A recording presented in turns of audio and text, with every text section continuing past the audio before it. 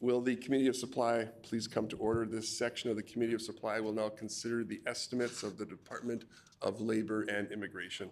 Does the Honorable Minister have an opening statement? The Honorable Minister.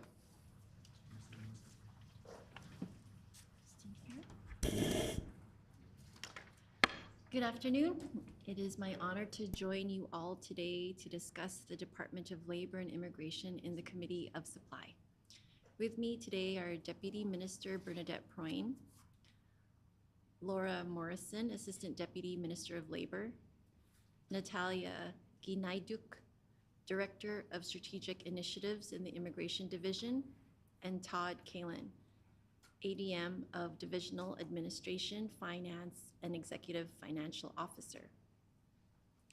The Department of Labor and Immigration's Labor Division's focus reflects our government's goal to ensure that Manitoba workers receive a fair wage and are treated with dignity and respect so that every single working Manitoban can feel proud of the work they do. Budget 2024 delivers on the government's commitments and makes record investments. The budget marks a dramatic change in government investments to specifically improve the working lives of Manitobans. We are committed to providing safe and thriving workplaces and building diverse, vibrant communities that create opportunities for all Manitobans to contribute to growing a strong economy.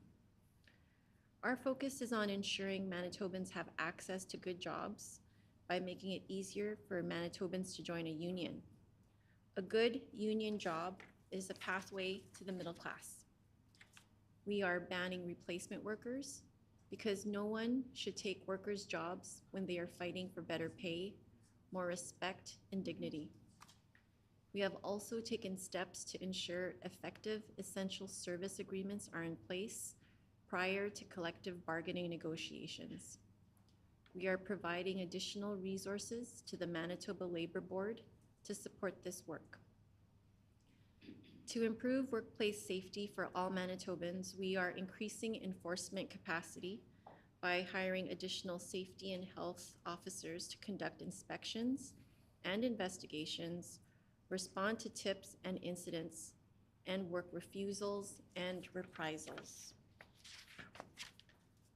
When it comes to safe workplaces and harmonious labor relations, partnerships with critical stakeholders are key. Our government is a listening government.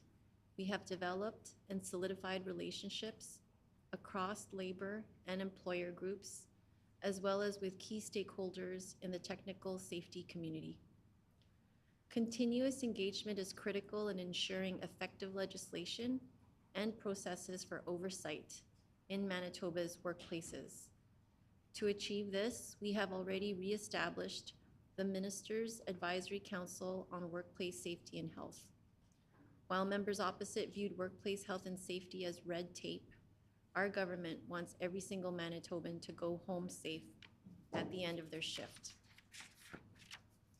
In addition to the Advisory Council, our government continues to work closely with the Workers' Compensation Board, Safe Work Manitoba, and other partners to reduce the number and severity of workplace-related injuries and illnesses in Manitoba. We are listening to Manitobans and are working towards diverse and vibrant communities with safe, thriving workplaces, the path to a brighter, more prosperous future for all Manitobans.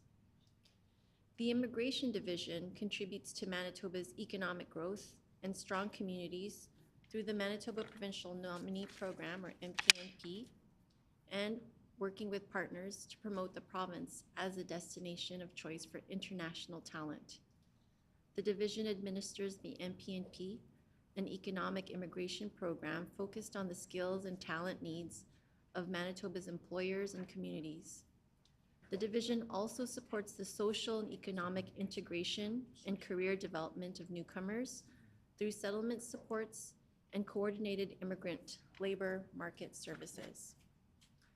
In 2023, the MPNP nominated 7,348 candidates, a record number for Manitoba.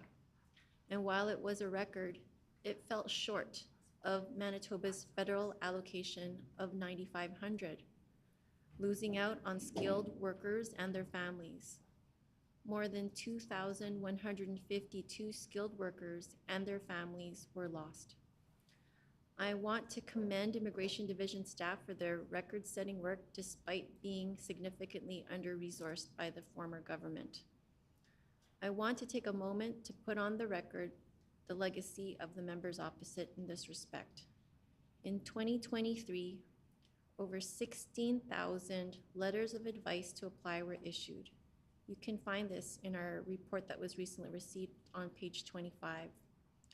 Members here will also note that I just stated that the federal MP&P allocation was 9,500 in 2023.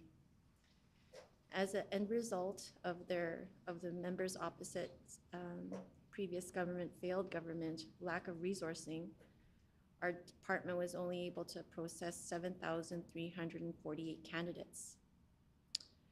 So that meant 8,652 spots were actually false spots that were pulled. This meant that the previous government created an inventory more than twice the size of the annual spots that Manitoba had available to fill under MP&P. What this means is that the previous government overcommitted by more than 8,652 spots. This effect of that decision extended processing times. It affected the ability of the government to be nimble and adjust to dynamic labor market needs. And most egregious, it created false expectations of those wishing to make Manitoba their home. Our government values each and every newcomer that chooses Manitoba to be their home, and that is why we are working to increase the number of immigrants who come to stay in Manitoba. For 2024, Manitoba's federal allocation is 9,500 nominations, and we are on track to utilize the entire allocation, which will allow us to welcome more newcomers and their families to the province. Our government also signed an agreement with the federal government to help transition MP&P eligible temporary residents to permanent residency and to support local labor market needs. This is intended to have a direct and positive impact for up to 6,700 potential provincial nominees. By extending their working status in Manitoba by 2 years, these prospective provincial nominees will be able to remain eligible to apply to the NPNP, and Manitoba will be able to nominate them to apply for Canadian permanent residence. We are engaged with Manitoba employers and regional communities to promote international recruitment options and address labor market needs.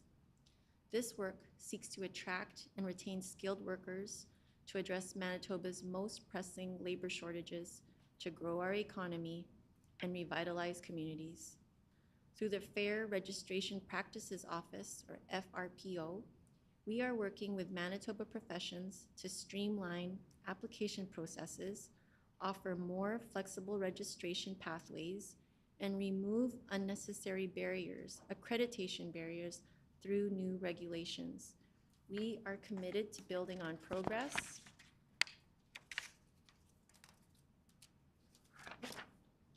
ensuring fair treatment for newcomers and access to skilled professionals for our communities.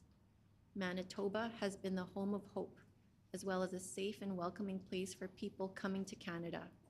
Manitobans have a well-deserved reputation within Canada for compassion and willingness to help those in need.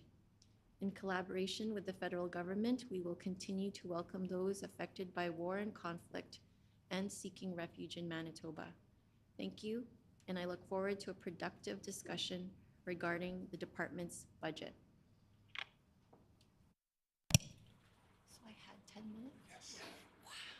We thank the minister for those comments. Does the critic for the official opposition have an opening statement? Yes. The member for Agassiz. Thank you, Mr. Chair. I will keep my opening remarks brief. This is my first estimates process, and I'm looking forward to asking some questions, getting some answers, and going through this. And so I'm willing to just start with some questions here. All right, we thank the member. Under management practice, debate on the minister's salary is the last item considered for a department in the Committee of Supply. Accordingly, we shall now defer consideration of line item 11.1A contained in resolution 11.1. At this time, we invite the minister's staff to join us at the table, and we ask that the minister introduce the staff in attendance. I already did.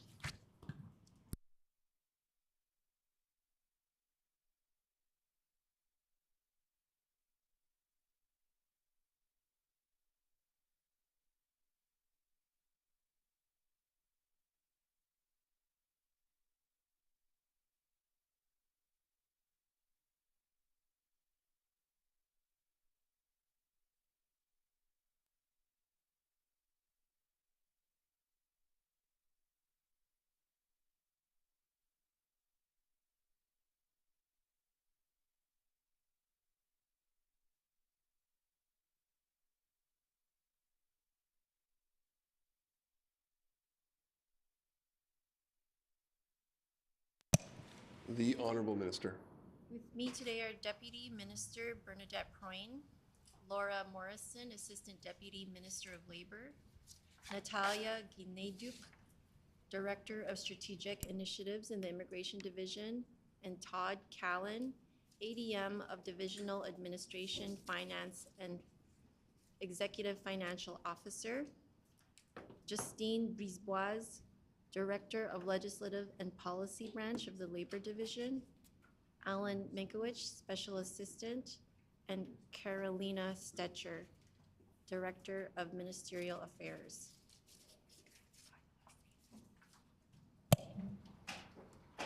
Thank you. According to our Rule 7816, during the consideration of departmental estimates, questioning for each department shall proceed in a global manner, with questions put separately on all resolutions once the official opposition critic indicates that questioning has concluded. The floor is now open for questions. The member for Agassiz. Thank you, Mr. Chair. Can the minister share how many total staff, both technical appointments and civil servant, that are in your office?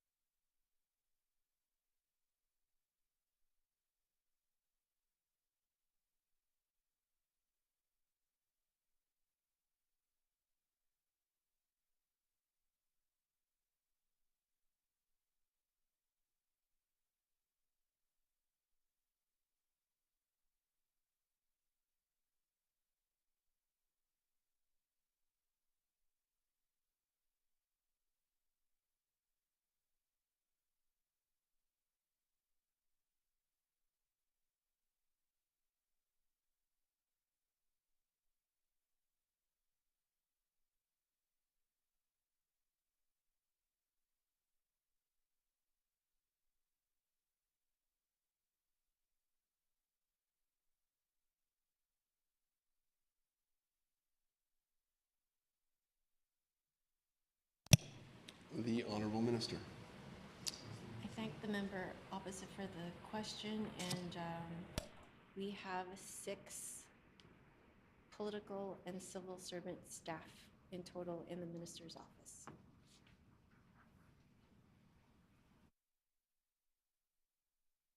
The member for Agassiz. Okay. And civil servant?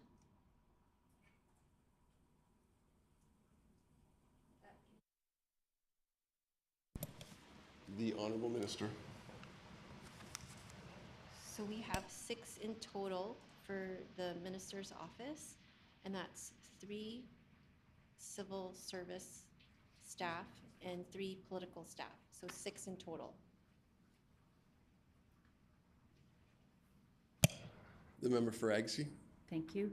Can the minister tell me the titles and the wages for those appointments?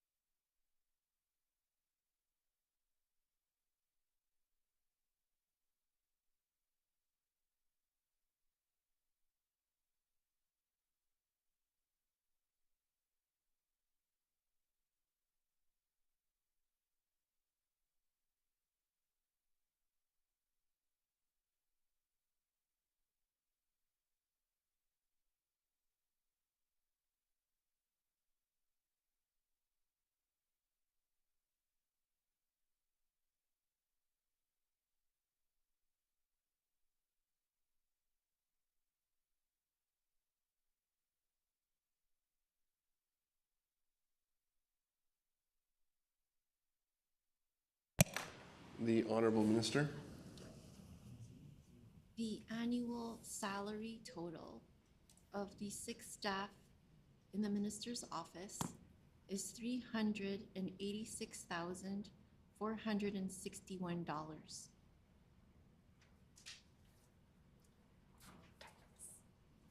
Oh, and the titles.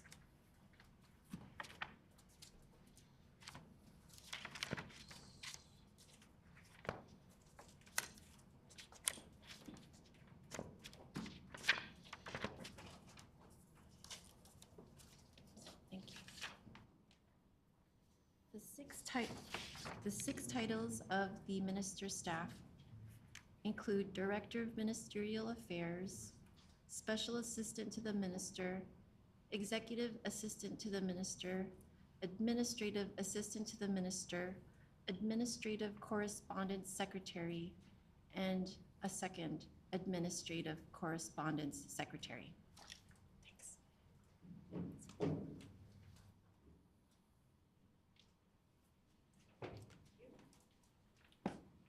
The member for Agassiz. Can the minister provide the total number of staff in the Department of Labor and Immigration?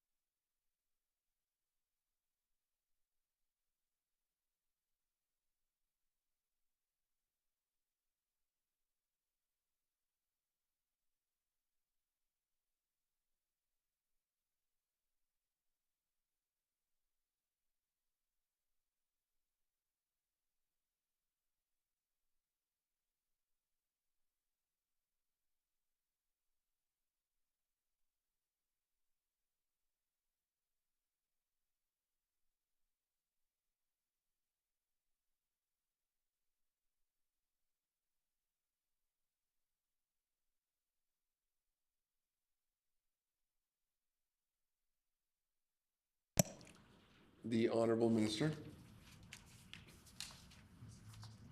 Total number of staff in labor and immigration is 286.7. That's 12 FTEs in administration, 205.7 FTEs in labor, and 69 FTEs in immigration.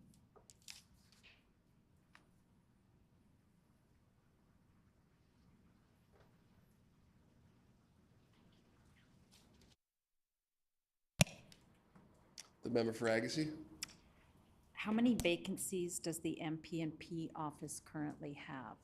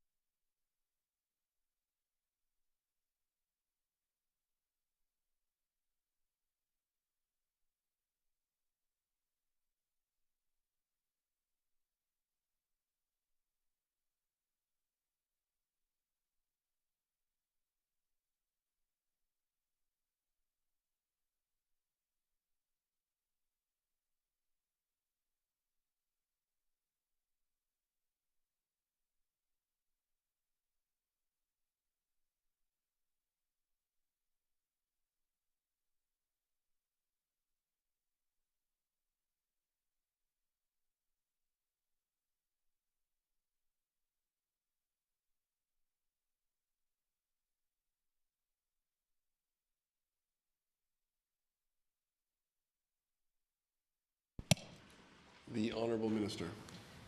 There are currently 6 vacancies in the Manitoba Provincial Nominee Program Department.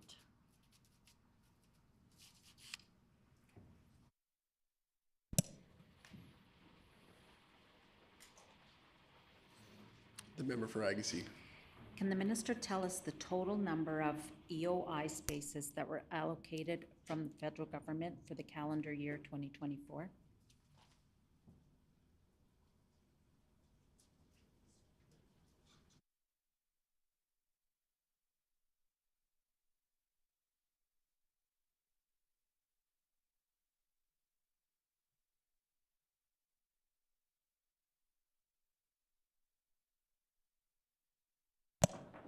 The Honorable Minister. The EOI, that stands for Expression of Interest. There are no allocations for that by the federal government. It's an open portal, and folks can apply to put in their expression of interest applications. That is not what the federal government allocates.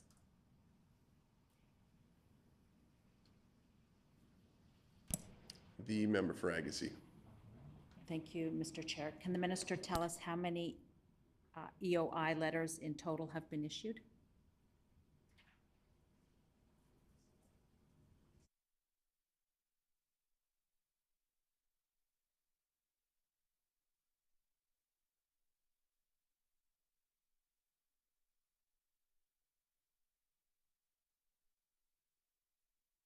The Honorable Minister.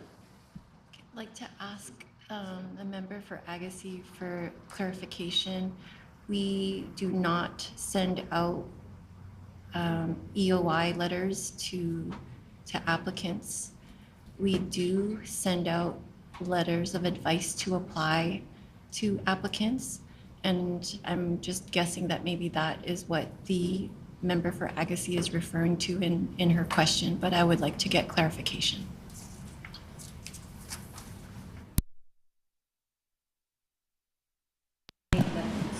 The member for Agassiz. How many letters have been issued?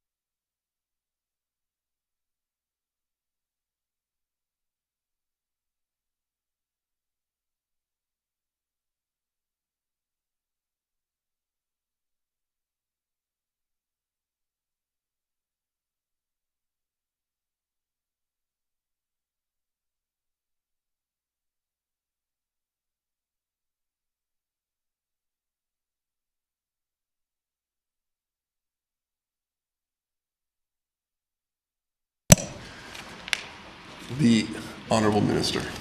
So As of today, since January 1st, 2024, we have issued 6,934 letters of advice to apply.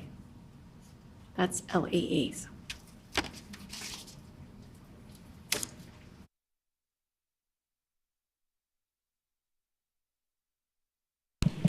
The member for Agassiz. Thank you, Mr. Chair. Does the minister believe the backlog of MPMP applicants will be cleared by January 1st, 2025?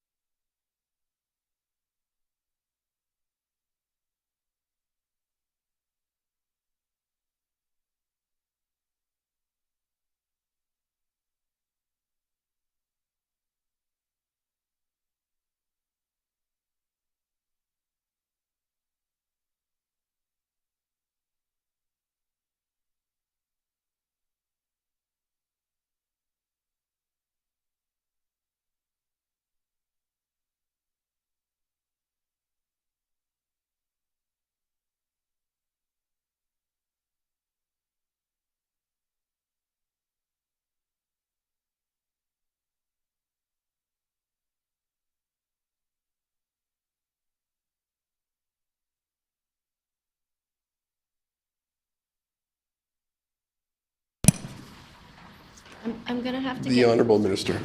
I'm going to have to get a little bit more clarification from member opposite. Like when they say clear the backlog, do you mean all the folks that have applied using their expression of interests?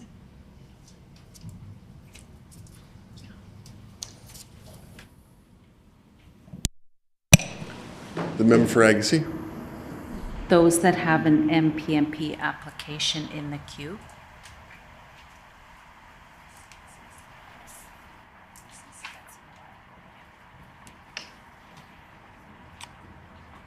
The Honorable Minister. So currently, we have 25,528 EOI profiles in our system. And we currently have 4,343 MPNP applications that are pending. So the short answer is no to the question about January 1st, 2025. And I would like to remind the member on page 25 of the report that we issued, a few weeks ago, it states there very clearly that the members opposite, when they were in government, were extremely irresponsible in giving out all the letters of advice to apply that they could in their dying days before they left government.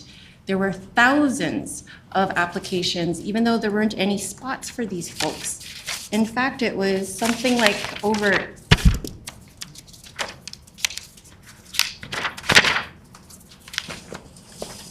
8,652 more spots that did not exist. Just giving out letters of advice to apply in their dying days in the last few months. It was so extremely irresponsible. It put our NPNP system, it destabilized it. It put in so much in the inventory, and it's going to take us a long time to recover. We are doing that good work right now by hiring folks to help with the processing and also by having a clear vision of what it is that we need to do. I'm very thankful for this government and for the support of the Premier and the Finance Minister and the Treasury Board in giving our department the resources that we need to work on this backlog that was irresponsibly solely created by members opposite in their dying days. Over 8,652 spots that didn't even exist. But yes, we are working on the backlog. We are trying to welcome as many Manitobans, many newcomers to Manitoba as possible, and making sure that folks have a pathway to citizenship if they're working here in Manitoba. We know we certainly need their labor, but if you want to talk about backlog, you have to look in the mirror and realize what it was that members opposite did to solely contribute to that backlog.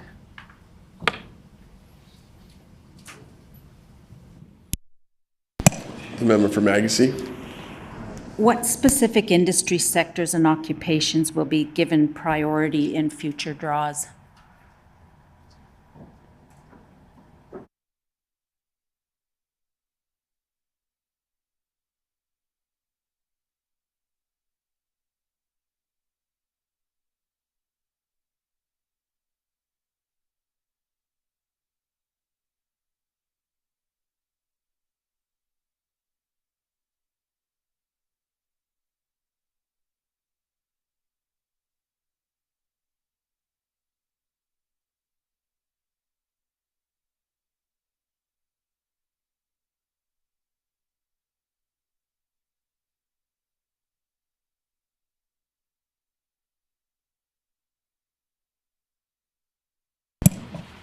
The Honorable Minister. Thank you for that question. Part of reducing the backlog means having consistent but smaller draws, unlike members opposite when they were in government, when they were having thousands of people in draws. So part of that means that we need to be very judicious in how we're doing this while we're tackling this inherited backlog by members opposite. So we have to prioritize folks that have the best possible chances of staying in Manitoba and contributing to Manitoba, that have ties to Manitoba, especially as it relates to our needs in communities and in labor sector needs. So first and foremost, we typically draw from what we call the international education stream. These are applicants who have studied in Manitoba and then, or post-secondary studies in Manitoba, and then they have found employment in the fields of their study. So we have excellent retention rates from folks like this, and we know that they're already contributing to Manitoba labor force needs already. The next group that we typically draw for Manitoba's needs relate to the strategic initiatives that we have as a department. We enter into strategic initiative agreements with communities, usually municipalities, for example, the Parkland, Morden, Winkler, and we are in the middle of negotiating more strategic initiatives across our province. We were in talks with the PAW, with Thompson, and on Friday of our break week or constituency week in November, I'm happy to announce that I'll be opening another strategic initiative in the Assiniboine Valley area. So we are continuing to do the work by getting into agreements with municipalities and helping them to ensure that they have their labor needs. This is very, very important work, and this is another group that we will prioritize when we are drawing folks. Another group that we prioritize is folks that have entered into strategic initiatives specifically as businesses.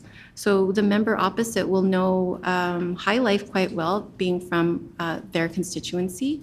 So an example of a strategic initiative that we have with a business is with a company like High Life, an excellent company that has an excellent track record here in Manitoba for treating their employees very well, and a host of other stuff that they do extremely well. And they enter into an agreement with us, with our department, and we help them supply their labor needs. So those are always at the top of our priorities in terms of making sure that we have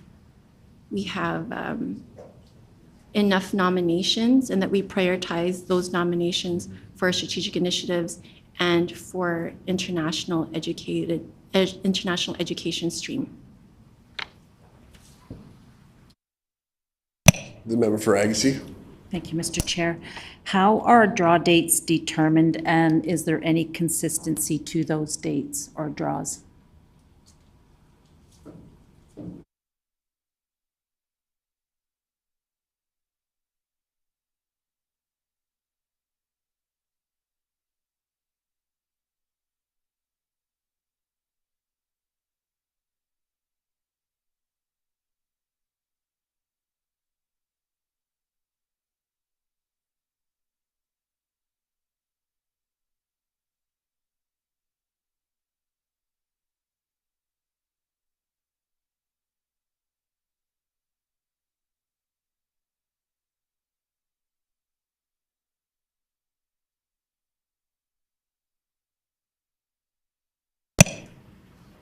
The Honorable Minister.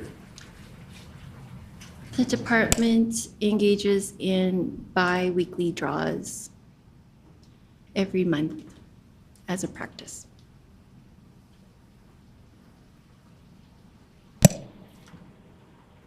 The member for Selkirk. Thank you, Honorable Chair. I'd like to talk a little bit about the skilled trades. The demographics of the skilled trades in the 2021 Workforce of Canada document shows that 22.3% of our workforce in skilled trades is over 55 years old. It further states that 19.9% of the workers are nearing retirement age. What is this government doing to fulfill those positions that are desperately becoming vacant?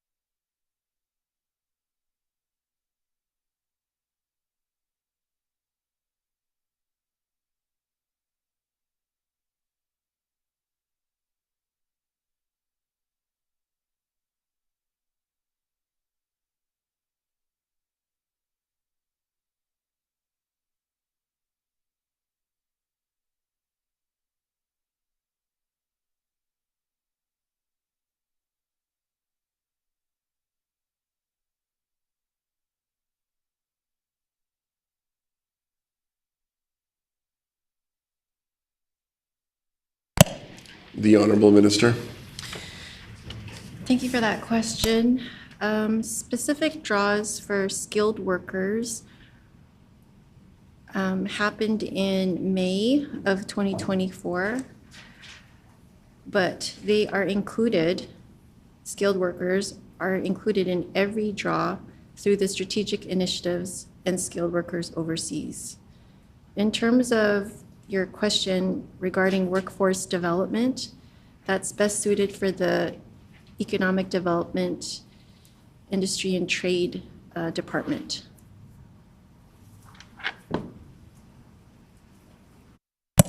The member for Selkirk. I think we need to look more than just passing this over to economic trade and development. We have a steady pattern from 2016 of people at or near retirement age of 14.5%, now nearly 20 and 21. I would make the argument that we're probably close to 23 or 24% of our skilled workforce, our journey people, are going to be at or nearing retirement age.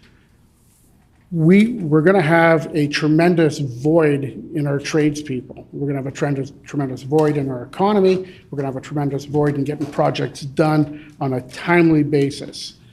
The NDP government has now announced dropping the ratio instead of 2-to-1, which was producing more skilled trade persons, down to 1-to-1. So then we need to have a secondary mechanism to get people into our trades. If it's not through labor and immigration, I don't think we have a printer yet that can start producing people. So I'd like to have some substantial answers as to what this department is doing to address a tremendous labor need that is coming directly at us in the next 5 to 10 years.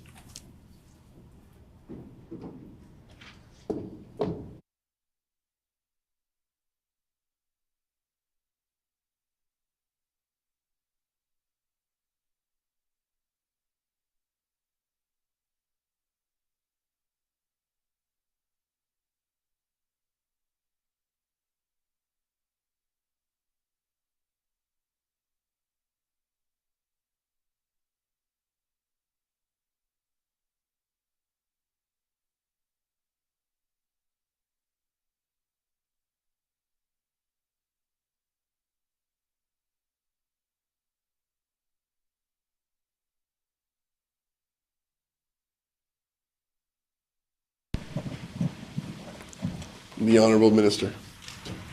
I would like to repeat to the member opposite that specific draws for skilled workers were made in May of this year, but that they are included in every single draw through our strategic initiatives draw. These people are chosen by their communities. A strategic initiative is made in context with a business or with a community. The community would then go out and find out from all the different parts of their area what are their needs. And then they will say, well, we're going to need this kind of mechanic. We're going to need this type of teacher. We're going to need this kind of line cook. And then the community will choose then the applicant. That is what a strategic initiative with the community is. So those are the types of immigration priorities that we have. The community identifies the folks that they need, and then we go out and help facilitate those applications, those ones that were chosen by the communities themselves.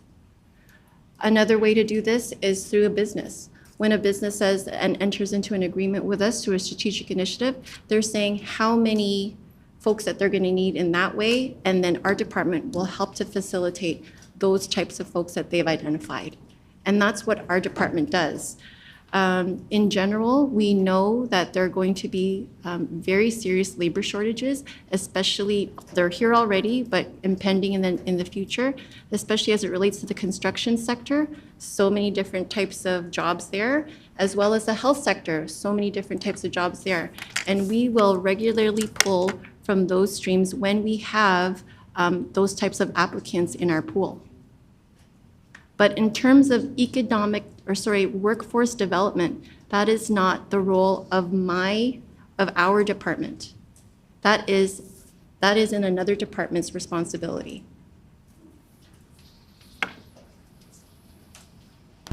The member for Selkirk. In taking a look at the percentages retiring, 42.6% appliance services repairs are retiring. 41.6% of tool and die makers are at or near retirement age. 34.1% of the mechanics are at retirement age. 34.1% of cabinet makers are also at retirement age. 31.8% of auto body collision and refinishing technicians are at retirement age. I think the department has to have a little bit more responsibility in making sure that the industry is kept whole. We know that there's manufacturers who are desperate for workers. They need to have a clear path to get these people here, and it's not working. We have the number of tradespeople in our province dropping off. A change from 2-to-1 apprenticeship down to 1-to-1 is going to take 50% of the people entering the trades away, and then you have another up to 41% or 42% retiring.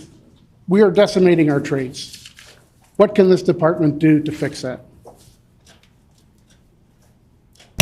The Honourable Minister. I would like to remind the member that back in May of this past year, our department entered into a very good policy, a special measured policy with the federal government, that the federal government had put this announcement that we were going to be losing folks who are already here and that they would have to leave if their work permits were expiring.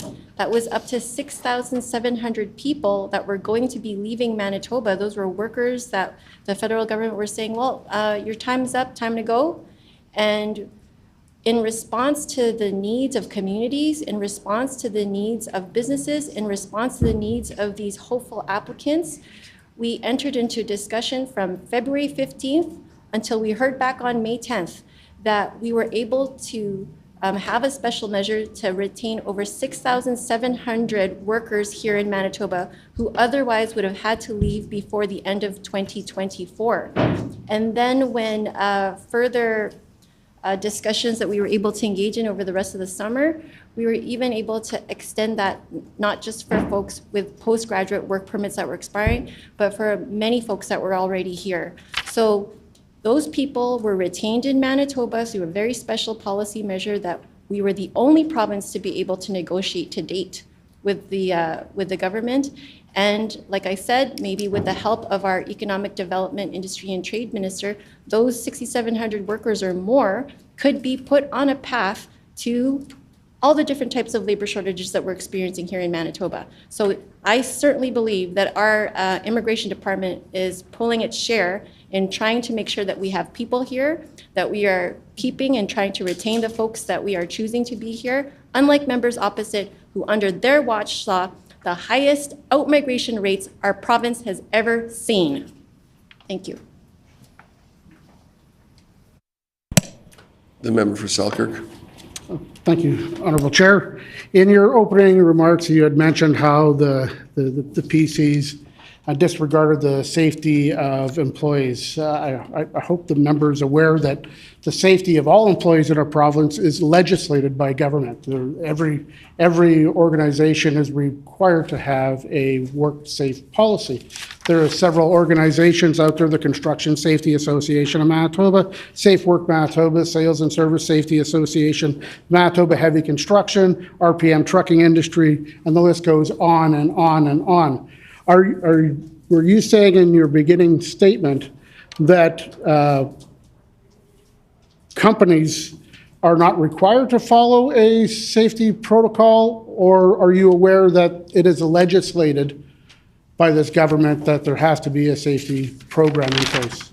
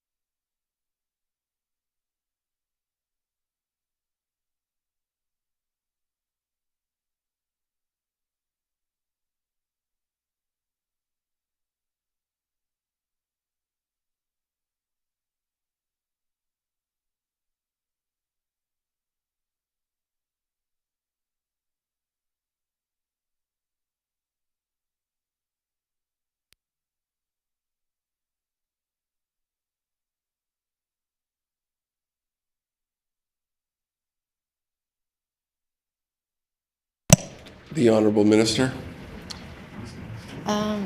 Thank you for your question or statement. Yes, I am aware of industry-based safety associations and the good work that they do. When I was speaking about the PC record on safety, I was referring to the abolishment of the Workplace Safety and Health Advisory Council. This is a nonpartisan group made up of workers, employers, and technical staff or technical safety experts that review legislation that are abreast of, current workplace safety and health policies that are happening in other jurisdictions, that are on the ground seeing different types of safety and health concerns that are happening.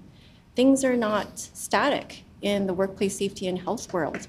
There are emerging issues, and the previous PC government removed this advisory council, and they just called it red tape. This was panned by employers, by workers, and by technical experts all around. This is not something that you do when you care about the workplace safety and health. And that was the first thing that I did when I became minister, was put that in order to try to get that back for our province. And I'm happy to say that that legislation passed this past spring. And we have been working on trying to populate that committee once again. And they are going to be doing the important work of trying to further workplace safety and health across our province. This is a very important thing for many Manitobans. Some of the topics that they're going to be covering is stuff about asbestos, about silica, about mental health, psychological health. Did you know that there's so much safety and health issues now in corrections, in our health sector? What are some things that we can do to try to make those experiences better for our workers across the province that are suffering through those types of sectors? We are seeing crime and violence in our retail sector. What kinds of things can we do as a province to help protect workers in that sector? These are the types of questions and issues and policies that a committee like this, made up of employers, technical experts, and workers can do when we are working together and providing advice to government for how to make further regulations or legislation or just other types of areas of focus. This is a very important work. Another thing that we're doing as a government that I am extremely proud of is making sure that folks make it easier for them to join a union. Why that's important? Because one of the things that a union can do is help ensure that its members are healthy and safe in their workspaces. This is like job number one that unions do. And if folks in a workspace aren't unionized and they're seeing that safety and health concerns are a problem, then it will be up to them to be able to organize themselves and form a union if they can, if the conditions warrant it. And then they can, as workers, take that self-empowerment and be able to make their workplace safer and healthier for themselves. So those are some of the things that we can do and that I'm proud to be doing as minister for this department. The member for Agassiz. I do just want to put it on the record that I've met with lots of businesses and small and large that don't belong to a union, but yet still provide a very, very safe workplace for their employers. And Manitoba has legislation out there to provide that for employers. CORE program is another example that, there's legislation there for these businesses already. And like I said, many businesses, large and small, provide a safe working environment for their employees and offer programs and fair wages and great wages in a lot of cases. I just want to go back to ask exactly how many are on the advisory council and how often do they meet?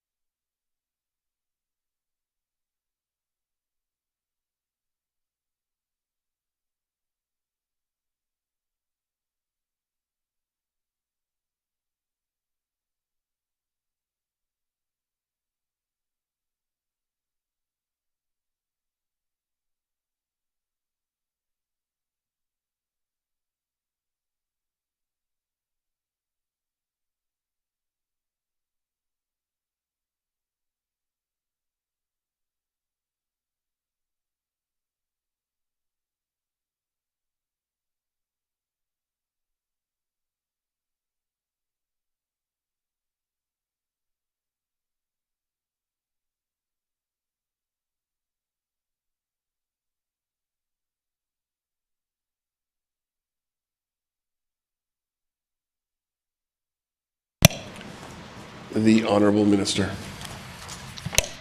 The Workplace Safety and Health Advisory Council has one chair, 4 worker representatives, 4 business representatives, and 4 technical representatives. In the past, they have met on a quarterly basis. As for the members' previous comment, I would agree wholeheartedly that there are many workspaces in Manitoba that provide excellent working conditions for their employees and really do a good job of taking care of the safety and health of their employees. And then I would suggest that in those spaces, folks wouldn't necessarily feel the need to unionize in order to improve those spaces. And I have spoken to union organizers themselves who would say, we don't go into those types of spaces to organize because everything's good in those workspaces and they don't need us.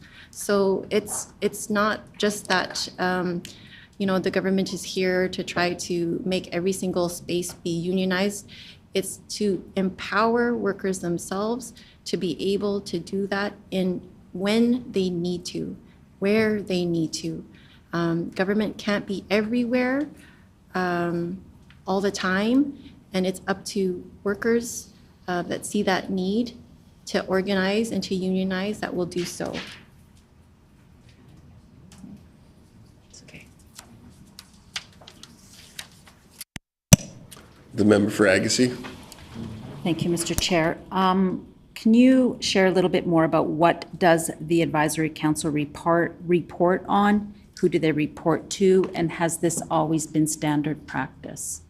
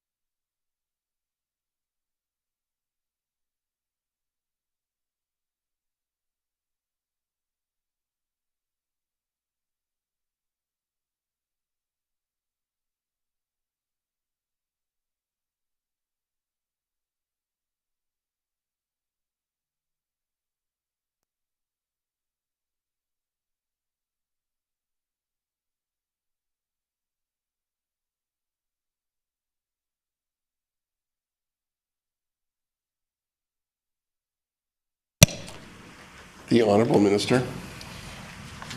So some of the emerging workplace safety and health issues that come up that are relevant particularly today are things about PPE, personal protective equipment, especially as it relates to women, and also folks that wear head coverings. For example, men who wear turbans. There's an issue with how ill-fitting PPE can really endanger a person while they're at work.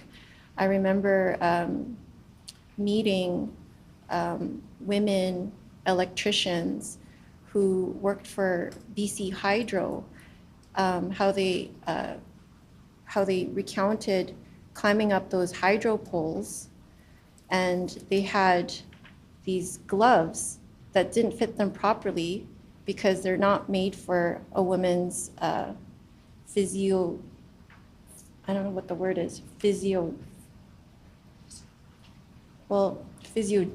or something like that. So for example, the pinky of this glove was so much bigger than the actual pinky of the woman, like the little finger of a woman's hand. And here was this woman electrician, meters and meters and meters up in the air at very high distance, trying to do her job. So women's PPE, the effect on an ill-fitting PPE and the effect on a woman's safety at work, and it went as well to the coveralls that they would wear, or even protective coverings for their face. There was a lot of issues, especially for PPE. So this is an emerging issue that we could get some advice on. And other related types of matters could then be referred to the council to get some further recommendations for future steps to improve our safety and health for our workers here in Manitoba. Other current items that we know are important that Manitoba is now behind on because of the lack of an advisory council and like a mechanism to communicate to government and do this type of research and build consensus in industries with workers and with technical experts because of the Tory idea of this being red tape, is things to do with asbestos. We know that asbestos is the #1 cause of death in workplace safety and health. And there are many measures that people can take for training and other types of PPE to improve these outcomes here across Canada and in Manitoba. And we're just behind the ball on that because of previous Tory ideas that this is red tape. It's not red tape. It's about making sure that workers across our province can be as safe and healthy as possible when they're at work. And so these are some of the issues and advice and recommendations, areas of consensus that would be built in the work of a Workplace Safety and Health Advisory Council. Again, the consensus between employers, industry, technical experts, and workers themselves. This is very important work that is going to be resumed now, and we're looking forward to seeing Manitoba take the lead in making gains in workplace safety and health issues.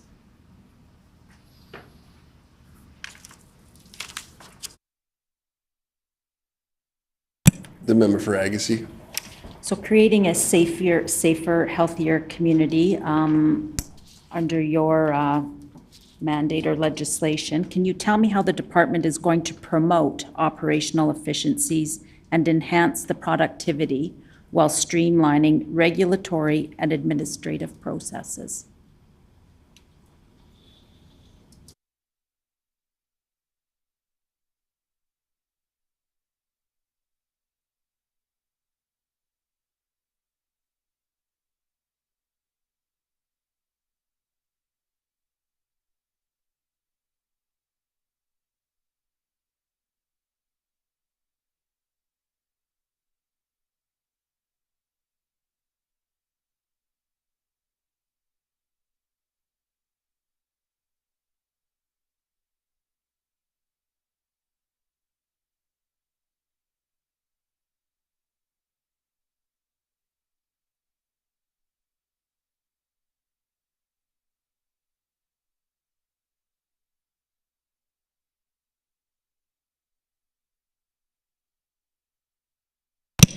The Honorable Minister.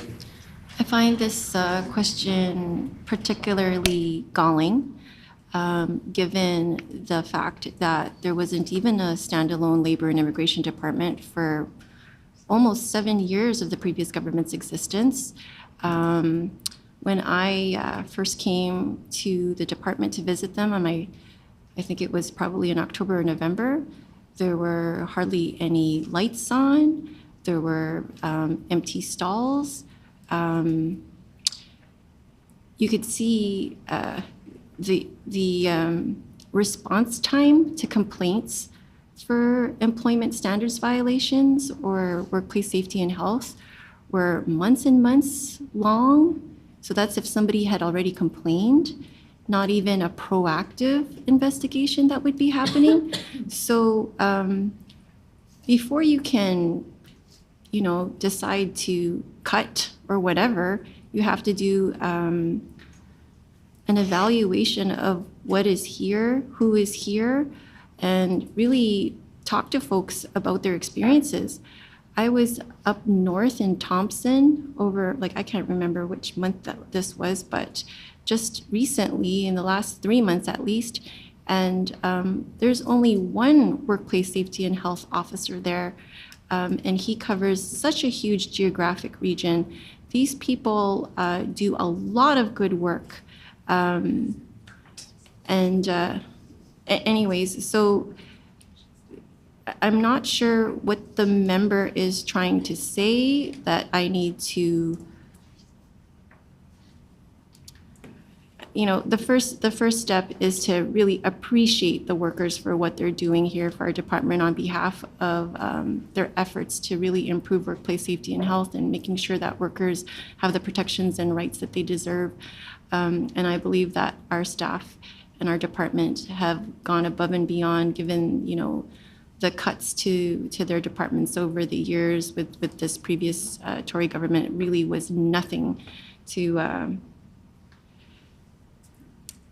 it was actually not very good what was happening under the previous government. And we are slowly starting to make some gains in terms of the hiring and making sure that we can address the needs of workers across Manitoba. The member for Agassiz. Thank you. That was set out as a key initiative in your supplement. So that's why I just wanted some clarification on how that was going to work for you. I just want to touch a little bit about the labor legislation that was passed in the BITSA bill that was jammed in and rushed through and was tacked on the end of this. It should have been a standalone bill and gone to committee. Can the minister share who was initially... Order. Just want to remind all members that we can't currently talk about legislation that is under review at this point. The member for Agassiz. Okay.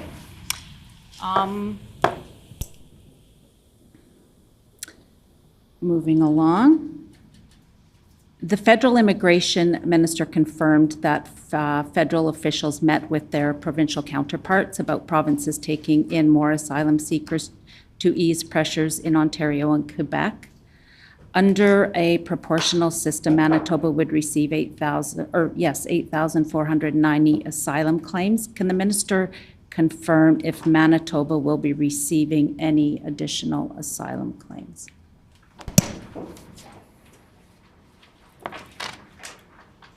The Honourable Minister. The member opposite is wrong and is putting false information on the record. Over the past summer months, there was a working group that was developed among the provinces with the deputy ministers and assistant deputy ministers of immigration that would meet with their federal counterpart. And those talks broke down. Those talks between the provinces and the federal government broke down at that level of that working group. And one of the initial formula that initial working group put forward for Manitoba was nowhere near this 8,000 number that members opposite have been bringing up multiple times and was repeated erroneously in newspapers, that number was actually something like 470. That was Manitoba's formula's calculation for our population. So I have no idea where members opposite are coming up with a number closer to 9,000. But like I said, that working group dissolved and is no longer functioning. And that was a working group that involved deputy ministers and assistant deputy ministers across the provinces with their federal counterpart.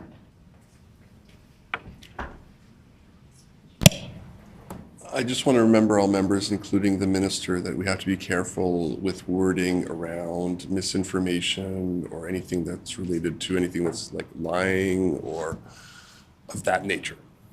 Thank you. The member for Agassiz. There was Immigration Advisory Council, and I'm just wondering, can the minister provide an update on how many of the recommendations from the Immigration Advisory Council report have been implemented?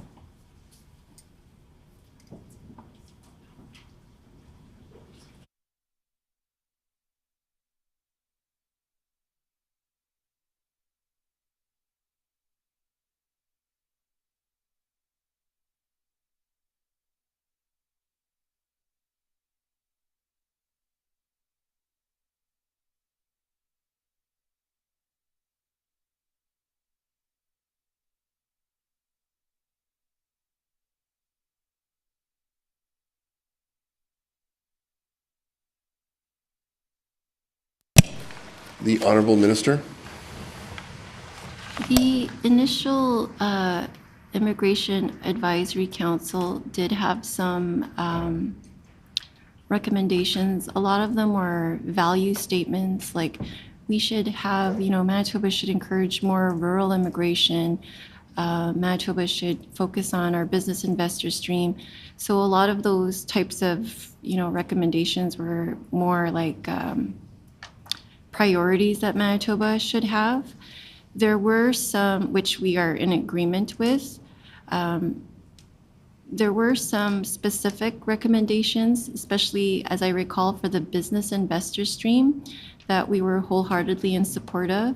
A lot of those recommendations would put us in line with the other provinces, especially as it related to the business investor streams qualifications for language levels, let's say, or that was something that I remember, but it wasn't anything that would make us like a leader again as Manitobans for our MPNP. But those specific recommendations about the business investor stream, we did put them through and are waiting for federal approval. I'd like to remind the member that immigration is largely federal jurisdiction, and for many of these changes, we would have to seek federal approval for them, which we did back in the late fall or early winter, especially as it related to the business investor stream recommendations of that Immigration Advisory Council. Now, we believed that the council's recommendations didn't go far enough because they mostly put us in line with other jurisdictions. And like I said, Manitoba has been and can be again and will under this NDP government again be a leader in Canada as it relates to our priorities for immigration and regional immigration here in Manitoba. And to that end, the Premier has put together a Business and Jobs Council with an immigration committee made up of some of the very same folks of that Immigration Advisory Council from the previous government. Lots of great folks on this current Premier's Committee and also in the past advisory councils. So more work is being done on how to improve our Manitoba Provincial Nominee Program and other types of ways to improve retention, and more recommendations for our business investor stream and for employers. So more recommendations to come from this committee that we're looking forward to hearing about. And we'll be able to share more in the House once we've got some traction on those activities. But yes, very supportive of moving these priorities forward.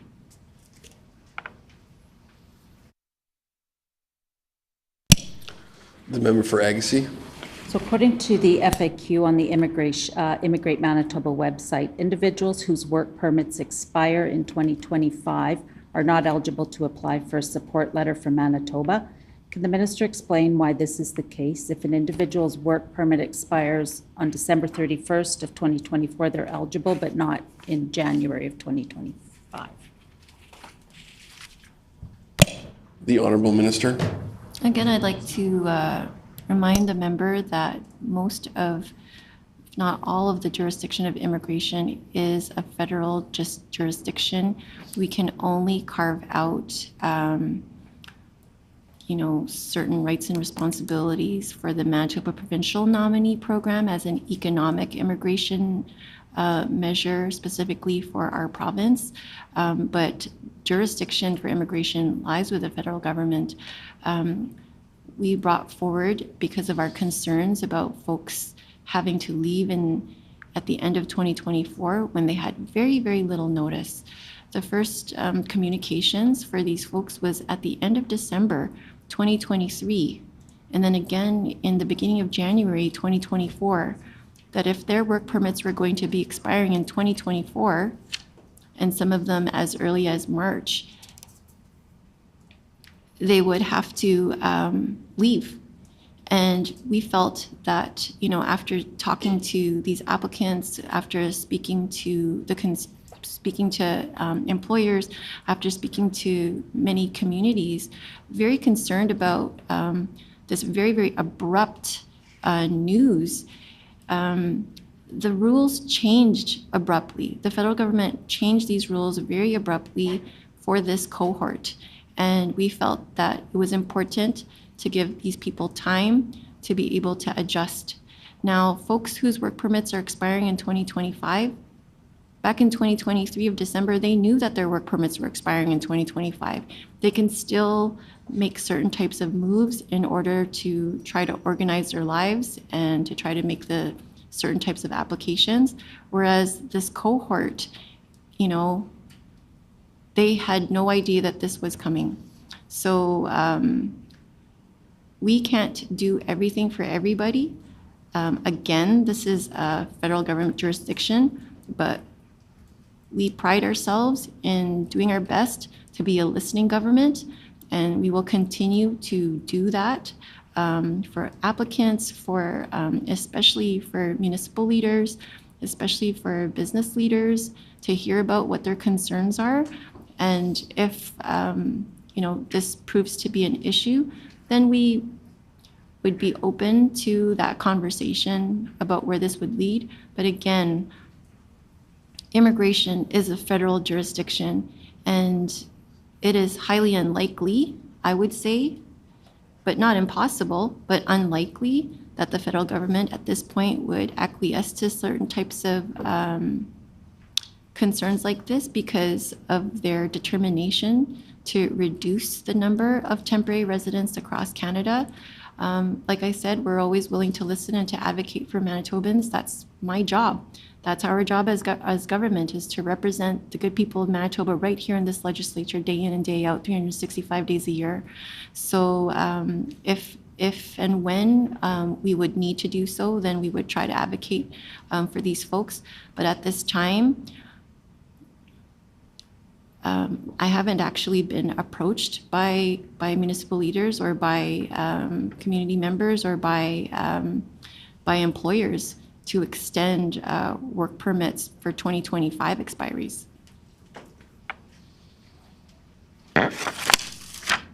The member for Agassiz. Did you, just a minute. Was priority given to MPMP applicants who had work permits close to expiry?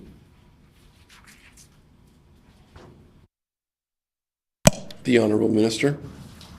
Yes, if people had their work permits expiring in 2024, and they had either their work permits had already expired or were expiring within something like 15 days, or I can't remember, 45 days, then we instructed them to prioritize some process so that they could be able to stay in Manitoba and continue working. The member for Agassiz. And what was the processing time on those applications?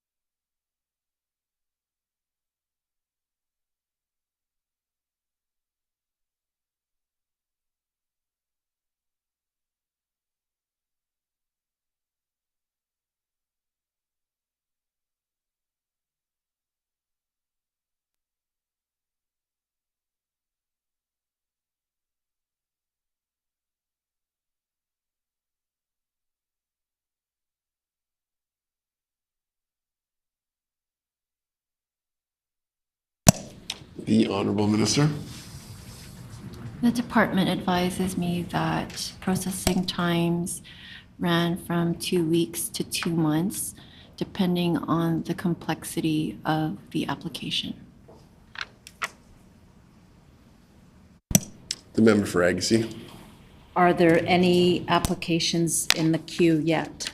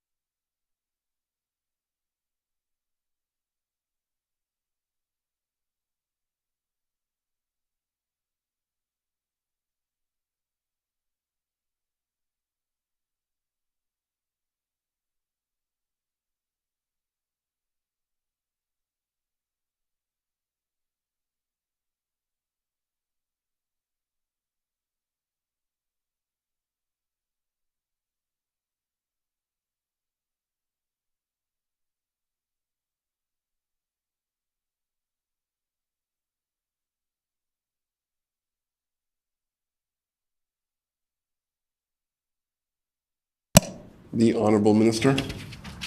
The department advises that there are 361 applications left. The member for Agassiz. Can you repeat that? I'm sorry. The Honorable Minister. The department advises that there are 361 applications left. The member for Agassiz. What does the timeline look like to get those applications reviewed and completed and processed?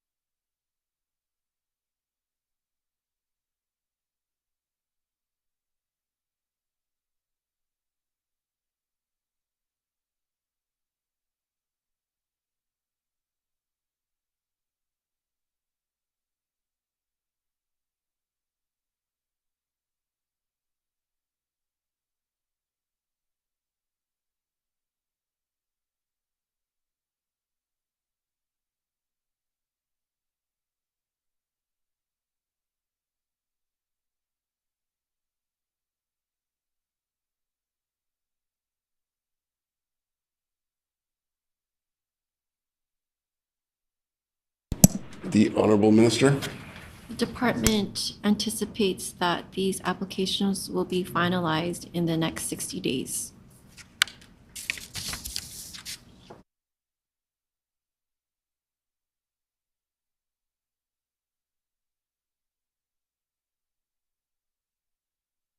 The member for Agassiz. Will there be another, I guess, extension through that work permit where you've allowed for MPMP applicants whose work permits are expiring? Are you going to, revisit that again?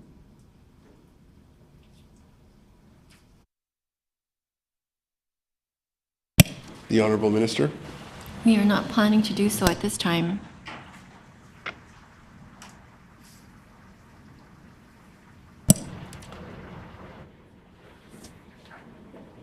Seeing no more questions.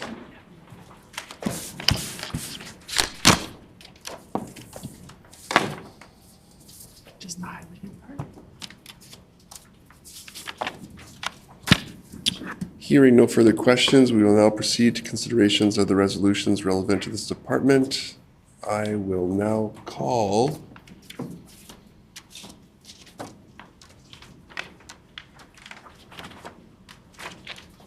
Just wait 1 second so that I can get ready. We'll just take a moment here. Okay, I'm ready. Resolution 11.2, resolved that there be granted to His Majesty a sum not exceeding $21,164,000 for labor and immigration, labor for the fiscal year ending March 31st, 2025. Shall the resolution pass? Pass. The resolution is accordingly passed. Resolution 11.3, resolved that there be granted to His Majesty a sum not exceeding $10,464,000 for labor and immigration for the fiscal year ending March 31st, 2025. Shall the resolution pass? Pass. The resolution is accordingly passed.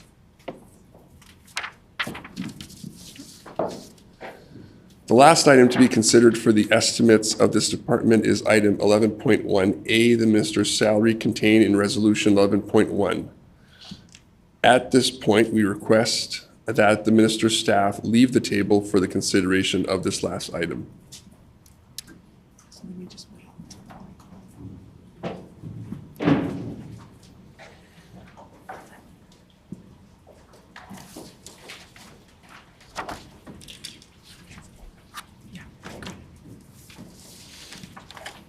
You can have it now. You're welcome.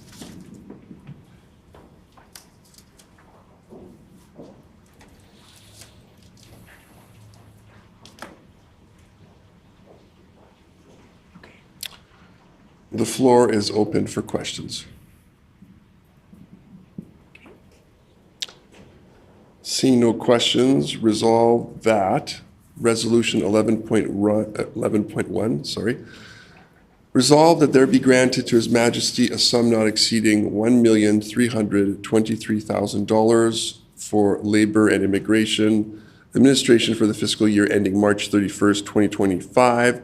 Shall the resolution pass? The resolution is accordingly passed. This completes the estimates of the Department of Labor and Immigration. The next step of estimates to be considered by this section for the Committee of Supply is for the Department of Finance. The hour being 4:50. What is the will of the committee? The committee is adjourned.